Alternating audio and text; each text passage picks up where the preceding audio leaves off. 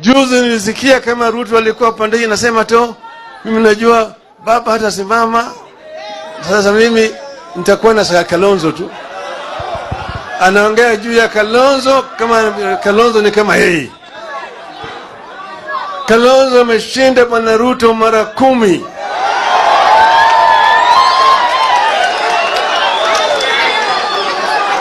Yeye ni mtu mwaminifu.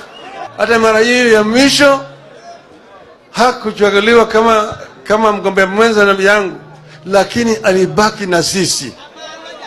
Alibaki na sisi. Jamaa ana moyo.